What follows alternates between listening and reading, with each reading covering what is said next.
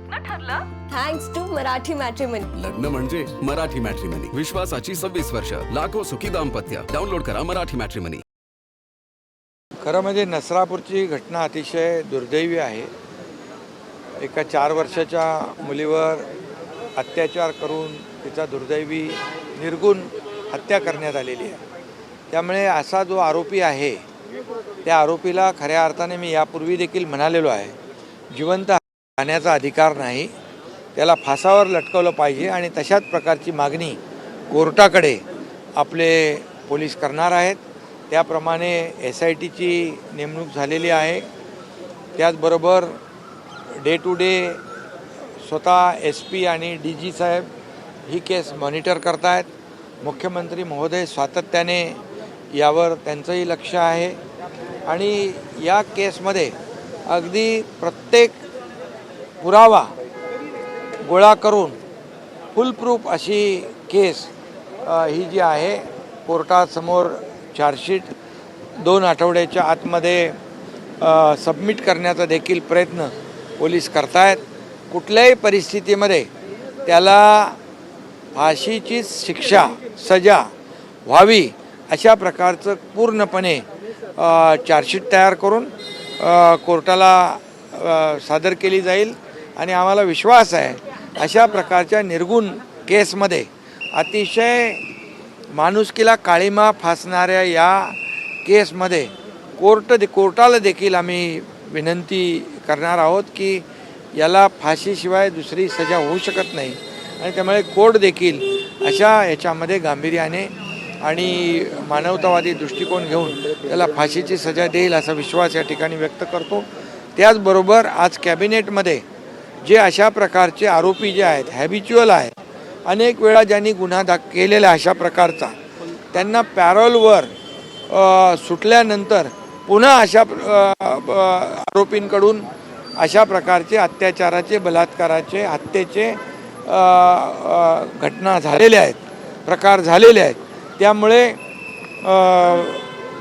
उच्च न्यायालयामध्ये देखील अशा प्रकारचे जे वारंवार बलात्काराचे, अत्याचाराचे, खुनाचे आरोपी जे आहेत त्यांना पॅरोलवर ते सुटता कामा नयेत, पॅरोलवर त्यांना सोडू नये अशा प्रकारची विनंती देखील राज्य सरकारच्या माध्यमातून कोर्टाला केली.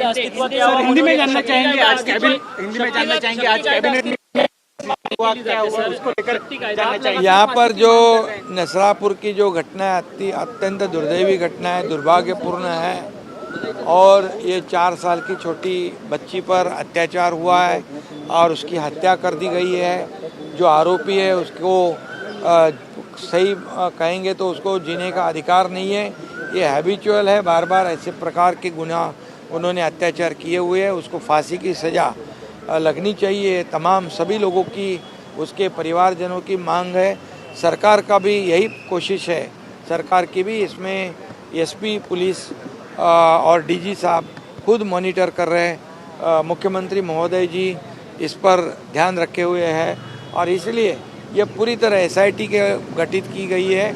और विशेष कोर्ट भी उस केस के लिए अपॉइंट किया जाए ऐसी मांग हाईकोर्ट से सरकार कर रही है.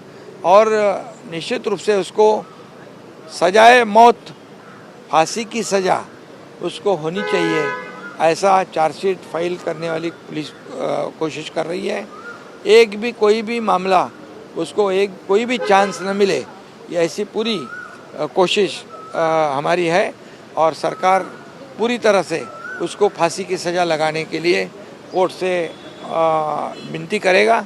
और मुझे विश्वास है कि ऐसे केस में कोर्ट भी मानवतावादी दृष्टिकोण रखकर ऐसे गुनाहगार को फांसी की सज़ा सुनाएगा. और ऐसे मामले में जो हैबिचुअल ऑफेंडर है, जो पैरोल पे छूटकर ऐसी वारदात या ऐसी घटना दोबारा करते हैं, ऐसे लोगों को पैरोल पर ना छोड़े, पैरोल पर उसको छुट्टी नहीं मिले.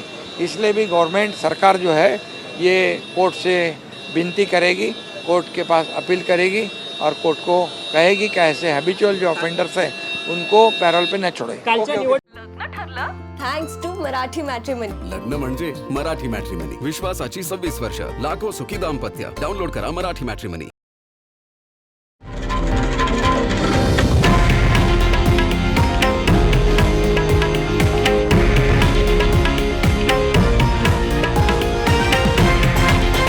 हे आहे देशातील नंबर 1 न्यूज नेटवर्क आणि आपण पाहत आहात TV9 मराठी, एकमेव.